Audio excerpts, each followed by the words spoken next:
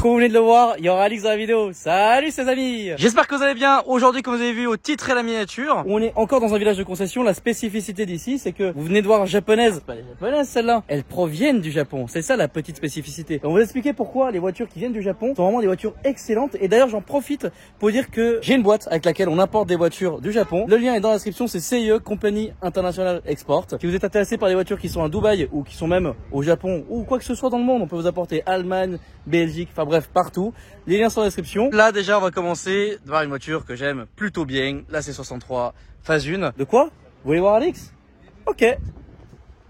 Oh, très belle Jaguar. Ça va? Ça va et toi? Alhamdoulilah.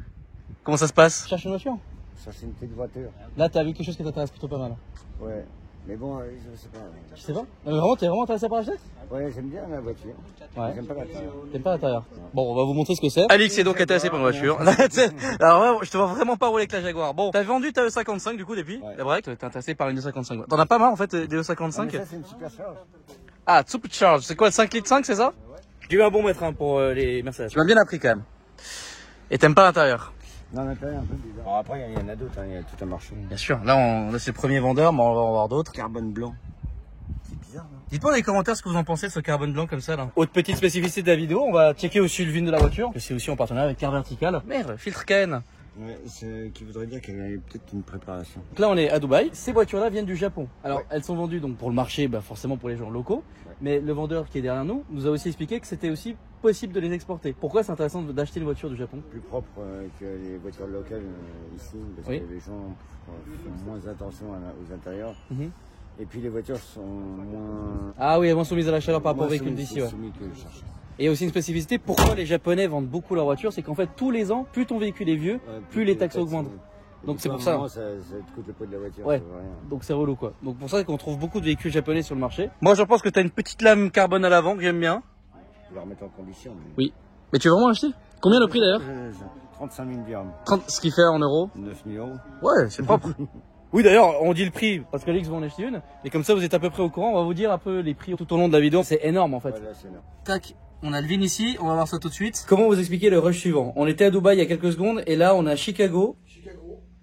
Ah ouais aussi ouais. C'est pas mal. Au passage, tous les liens sont dans la description avec le code promo automatiquement appliqué au lien ci-dessous. Et aussi une chose, si vous voulez pas forcément cliquer sur le lien, mon code promo est donc Delta, vous avez moins 20%. Bon, la petite inté Car Vertical de la vidéo. Alors, il faut savoir une petite chose, c'est que la classe E qui était au Japon, malheureusement, je pense que les véhicules qui sont importés volant à gauche ne passent pas par le réseau Mercedes. Donc du coup, il n'y a pas forcément d'historique. Alors, il faut savoir un truc à Car Vertical parce que beaucoup de personnes pensent que vous payez ça dans le vide. Si vous n'avez aucune information, sachez que le rapport est carrément remboursé. Donc là, on a un rapport d'une classe E 55. On peut voir kilométrage, accident. Je précise que c'est juste pas la voiture qu'on voit dans la vidéo. C'est-à-dire que jamais je vous montrerai un rapport qui n'est pas du tout en cohérence avec la voiture. C'est un vrai rapport mais pas de la voiture qu'on voit dans la vidéo. On peut voir qu'il y a un problème de kilométrage et qu'il y a eu un accident. C'est ça que le fond qui fait des trucs bizarres derrière. Donc c'est un véhicule qui était de base aux États-Unis, donc en 2005 on peut le voir. Titre de propriété qui a changé, véhicule qui a été vendu à de nombreuses reprises et pam tout d'un coup le véhicule a été examiné en France. Donc il a été importé, ça c'est ce qui est intéressant sur ce rapport et je remercie d'ailleurs Car Vertical de m'avoir envoyé ce rapport qui est très intéressant. Donc on peut voir que ça a été encore une fois examiné en France. Tadam, pas mal. Donc le véhicule est quand même passé de 300 000 km à 160 000. Donc là il y a un petit coup de, hop là, j'ai trafiqué un peu le compteur, c'est pas mal. Et ensuite, si on continue à descendre, oula, en 2020, qu'est-ce qui s'est passé? Entre 30 et 40 000 balles de dommages. Bon bah déjà là, vous pourrez voir un peu tout ce qui s'est passé. Copart, déjà, c'est aussi le site sur lequel on avait fait une vidéo précédente. Le véhicule a été vendu 1100 $, puis ensuite 12 500 € en France. Ensuite, on a tous les équipements, donc on peut voir E55 AMG de 2006, 5 litres 5. Ouais, c'est beau. Par contre, ça, c'est un peu moins beau. Voilà. Donc là, l'état du véhicule, HS. Mais apparemment, il y a un mec qui a quand même réussi à le réparer et à le revendre en France 12 500 €. Cher acheteur en France, si tu vois l'annonce de cette voiture, en chantier, je m'appelle Teuse. Plus d'autres informations, mis à part qu'il faut suivre le road trip sur nos réseaux sociaux. Alphaleta aussi sur Instagram, Croque-My-Life, Whiplash FPV. Il y a Guigui qui est dans les toilettes. Voilà. Yoms, qui c'est un peu bizarre à dire, mais il y a Tchouf qui est en train de dormir dans la limousine.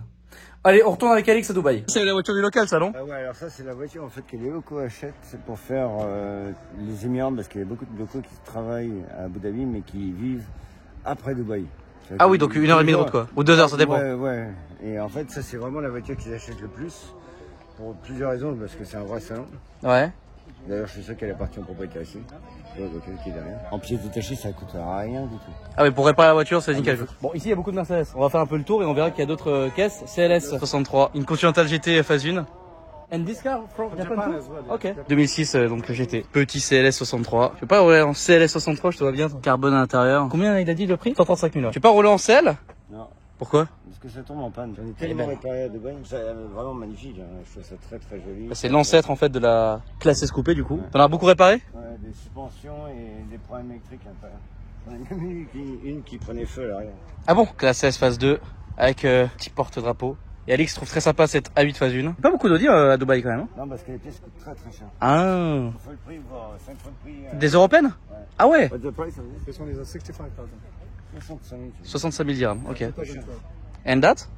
This one is 260,000. 260,000, ok. 2018. Ok. That's 560. Ouais, phase 2, ouais.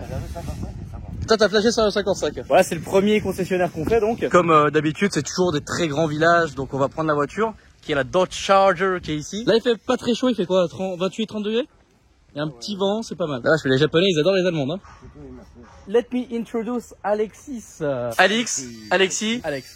Le trio infernal, c'est quand même violent quoi. Toi, tu cherches une Skyline, hein? Laquelle? Bah je sais pas, j'aimerais bien en voir une, mais là je vois que des véhicules allemands, je comprends pas bien. Ouais, je comprends pas non plus. Merde! Parfait pour toi. Ah ouais, qu'est-ce que c'est que ça? Ah, je sais pas. Alors là, mec. C'est vraiment. Ça ressemble à une Jaguar, mais... Bah, ce que j'aurais dit, ouais, une Jaguar, mais. Mais pas du tout. Alors, il y a aussi une petite chose, c'est qu'on est venu ici parce que Alix a récemment acheté pour son patron, quelle voiture? Toyota Century V12. Qu'on va d'ailleurs présenter aussi. Mec, j'ai un truc qui m'intéresse fortement là-bas. Je sais, Je suis obligé d'aller voir ça là. Alexis, Alix. Donc c'est ce qu'on appelle des K-cars. Merci Dashi d'ailleurs, Dashi RS. Merde, putain, il a les petites cheminées. Bah toi tu connais la spécificité de ça? C'est des plaques rouges, c'est ça? Enfin jaune. Plaque jaune, et normalement c'est moins de 600 cm3 de cylindrée. C'est 600, t'as raison. Et donc bon, il y en a plein, ça c'est une sorte de pick-up utilitaire. Au Japon c'est super courant, puisque comme les rues sont assez étroites et petites, et on peut difficilement se garer, donc c'est très utilisé. C'est. Bah à Dubaï, ouais, si, c'est pour te balader dans le mall. Quand t'as un Nissan Patrol de 1200 chevaux derrière toi, tu dois être content. Bah, tu peux préparer, imagine, tu prépares ça. C'est pas rigolo. D'ailleurs, on peut voir qu'on est vraiment sur un marché de véhicules japonais, asiatiques. Parce que, bah, y a pas mal de véhicules comme ça, là. Ça, c'est ces petits minibus, là, c'est typiquement, bah, déjà ce qu'il y a en Thaïlande par chez moi aussi. D'ailleurs, la prochaine fois qu'on va en Thaïlande, on va en filmer des prépas. Oh, les mébars! On va comme d'hab pour vous donner un ordre d'idée. Donc là, on est déjà à peu près au milieu donc, du village. Et puis en gros, vous voyez, ça va jusqu'au fond ici. Donc comme d'habitude, c'est très très grand. Ah, oui, c'est vraiment immense. C'est pas ça que par rapport à l'Europe, oui, c'est... J'ai pas vu l'autre côté, pourquoi c'est encore plus long? Ah oui, là encore. Ah oui, putain, vache. Bon. On a...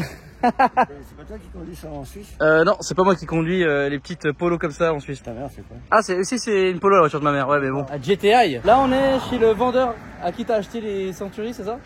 C'est qu'en arrivant devant la concession, vous allez voir une voiture, je m'attendais pas du tout à voir ça ici. Je pense que d'ailleurs, personne ne roule ça ici, dans les Émirats. Twingo 2RS Gordini. Bah, c'est quand même marrant de voir ça ici. Ah, c'est très haut. Je serais très curieux de savoir combien il a vendu. Celle-ci, 25 000. Bon, encore une fois, c'est des véhicules non négociés. Hein. Attention, parce qu'ici, tu connais, tu peux négocier quand même. Vous pensez que c'est quoi ça? Ah, déjà, une classe R. C'est rare. Mais une R63, ça existe et c'est encore plus rare. Bon, j'en ai creusé quelques-unes en France. C'est ultra rare. Une 300C ici. Bon, c'est spécial, hein, mais... T'as le 6 litres 2 à l'intérieur, c'est assez marrant. Ici, t'as une autre 300C. Il n'y a rien de personnel hein, contre ceux qui ont cette voiture, mais je déteste cette voiture. J'ai tellement vu que j'y arrive pas. À côté, on a une S4, immense van américain. Oh! Bon alors, t'étais caché où toi depuis tout ce temps? Pas mal. Putain, les gars, une petite R32 là. Pas mal, combien il la vend? Je vais lui demander. Ah, ça, j'ai vraiment demandé. Petite R32 familiale. Je vais voir le VIN de la voiture et puis demander aussi le prix pour celle-ci d'ailleurs au passage. SLK 55 aussi. Assez rare. Yeah. 138 000. Donc je vais calculer ça en euros pour voir ce que ça donne. Et j'ai retrouvé ta 32 là. 138 000.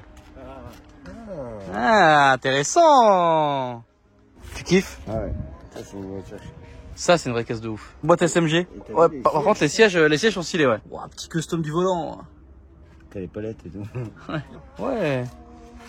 Regardez les petits manos et tout. Bon, les volants il y a à refaire mais... Il y a quelques travaux, ouais, mais par contre, elle a le 26. Ouais. Je viens de faire un petit calcul par rapport à la R32. En fait, là, avec le taux actuel de l'euro qui est évidemment très bas, elle est à 38 900 €. Bon, 39 000 € quoi. En avril 2021, elle était affichée à 30 500 €. Grosse différence, tu vois. Wallah, baby. Ça c'est très intéressant les gars. Ambulance japonaise. Voilà, j'ai déjà vu une ambulance japonaise sans même aller au Japon. C'est quand même très fort ça. Mais je peux aussi vous dire déjà qu'on va aussi aller au Japon. Et ça va être très intéressant de pouvoir comparer un peu les prix des véhicules ici et de voir un peu sur le marché japonais comment ça se passe. J'ai extrêmement hâte d'être là-bas. Ça sera je pense d'ici janvier-février 2023. Et c'est fou, il y a vraiment beaucoup de Mercedes quand même. Il y a aussi une petite Civic Tuning là. Est-ce que tu la roules la Civic Tuning? Que si Claudio s'assoit avec moi dedans. Ça peut être très marrant. Ceci dit, j'aime bien la forme de la voiture, mais j'aime pas du tout le tuning, mais cette forme de cette Civic là, j'aime bien. T'aimes bien? Ouais. Alors assez fou, il y a même des ID4 GTX ici. C'est écrit Volkswagen en japonais. C'est trop marrant. Une Alfa Romeo V6 24 soupapes. Son kiff. Tu sais qu'est-ce que c'est que ce moteur? Vas-y, je te suis. Explique-nous tonton Alix. Pas vendu des tonnes en Europe. Ouais, mais c'est un moteur qui a un super bruit. En sonorité, c'est un super son. Ils l'ont fait en 3 litres sur la Spitzer. Mais le DX5 est déjà très bien. Donc je sais pas si c'est un duel Spark. Pourquoi les véhicules japonais viennent à Dubaï? Parce qu'elles sont de meilleures conditions. Mais pourquoi ces véhicules vont pas par exemple aux États-Unis? Parce que je crois qu'elles sont interdites aux États-Unis avant 25 ans. D'accord.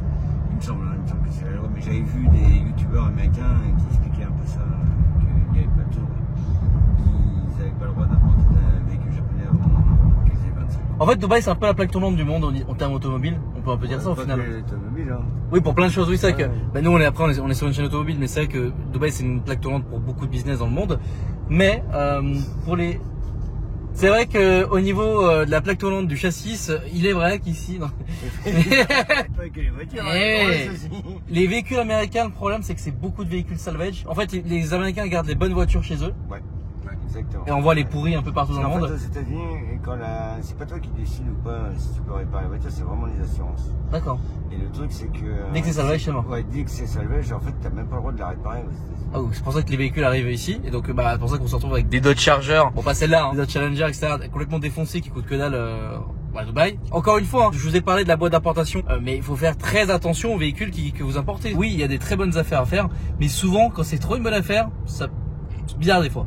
On est d'accord. Mais il y a je vais pas dire qu'il y a une exception parce que c'est pas une exception, mais les véhicules japonais sont vraiment déjà ils roulent pas plus de 100. Voilà, oui, déjà. Et ils sont tous quasiment en ville. Oui. Bon, c'est pas forcément bien, mais bah en fait si, c'est vrai parce que c'est pas des mecs qui font des grosses accélérations. Ouais, mais par exemple un véhicule parisien, je préfère un véhicule de la campagne qu'un véhicule parisien. Ouais, mais à Paris bon, les routes sont défoncées. Les gens ils sont agressifs au feu rouge. Oui, et pas ils prennent le dernier moment, ils accélèrent à fond quand c'est vert. En tout cas, vous avez un peu compris le concept de la vidéo. Du coup, c'était le village de concession, donc des véhicules import Japon. Mais le plus gros problème, c'est pas ça, c'est que en fait, les voitures de casse que tu as à Dubaï, qui sont de Dubaï, ou Golf 4 ans, elles commencent à vraiment souffrir du soleil, de la chaleur, du soleil, des façons. Parce qu'ici, on a quand même des longs trajets. Ben ça, et puis c'est surtout la température, quoi. Là, on est en octobre, hein, je veux dire plutôt. Il fait 33 degrés, quoi. Et il est 8h, il est 9h du soir, quoi. Ah, faut que tu te coucher.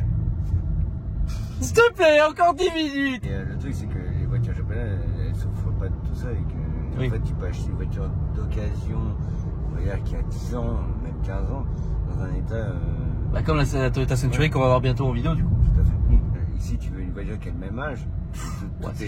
Tout est terni, etc. Tout est terni, tous tes joints sont brûlés. Enfin, la voiture est cuite, quoi. On va avoir des problèmes de corrosion aussi. Alors, il y a pas mal de problèmes de corrosion sur les voitures japonaises. Le sel.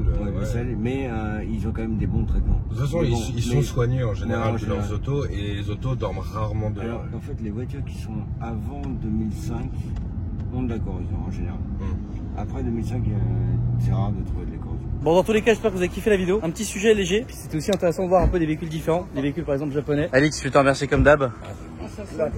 Ah, ça sent bon hein, l'assaut là. Ah, ça sent bon. Alexis, un grand merci à toi aussi. N'hésitez pas à liker la vidéo, à vous abonner, à commenter. Et moi je vais à la prochaine. Salut.